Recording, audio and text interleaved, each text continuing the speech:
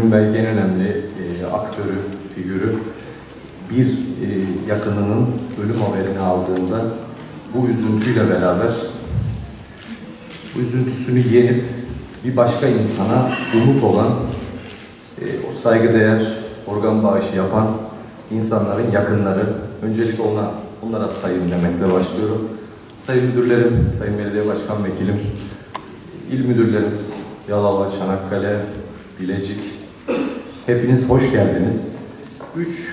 9 Kasım Organ Bağışı Haftası nedeniyle düzenlenen Bursa Bölge toplantımız bizim konuşmamızla başlayacak. Bu hafta kurumlarımızda çeşitli etkinliklerle biz organ bağışı konusunda farkındalık oluşturmaya çalışıyoruz. Bu 11 yıldır zirvede oluşumuzun belki de en büyük sebebi birçok Türkiye'de yaşayan vatandaşın Bursa bölgesinden organ nakil sırasına girmeyi istemesinin sebebi. Burada kurumlarla beraber paydaş kurumlarımız belediye, İl Milli Eğitim, müftülük, özellikle müftülük ayağı var. %99'u Müslüman olan bir ülkedeyiz. İnsanların hassasiyeti daha çok dini kaygıları oluyor. Bu kaygılarla alakalı insanları bir acabaya veya başka bir metinden bir cevap aramaya bırakmaksızın insanların bu organ nakille ilgili endişelerini ortadan kaldırmak, organ nakli arttırmanın en önemli ayağı olduğunu düşünüyoruz. Bunu da 3-9 Kasım'ı vesile kılıp her sene çeşitli etkinliklerle, farkındalıklarla, işte bu sene resim sergisiyle halka duyurup biraz daha ilgi çekip bir insana daha umut olma arayışımız var. Cumhuriyetimizin 100. yıl kutlamasını yaptığımız bu yılda Türkiye geneli organ naklinde 2.8 PRP oranını Bursa ve bölgesi 8.3 ile izliyor. İlk 2 hastanesi Türkiye'de.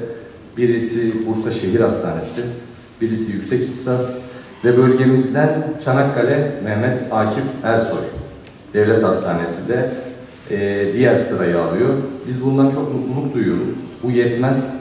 Türkiye yüzyılında her şeyde en üstü olduğumuz gibi organ naklinde de dünyada birinciliği hedeflemeliyiz diye düşünüyorum. Paydaş kurumlarıma ben teşekkür ediyorum. Kim bir can kurtarırsa bütün insanların hayatını kurtarmış gibi olur diyorum. İnsanı yaşat ki devlet yaşasın. Teşekkür ederim.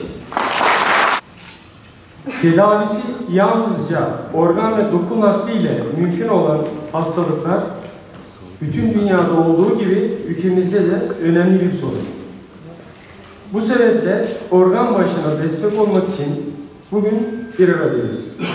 Ve tabii ki bizimle o süreçte, tedavi sürecimizde incelikle her gün ilgilenen doktorlarımıza da çok teşekkür ediyorum.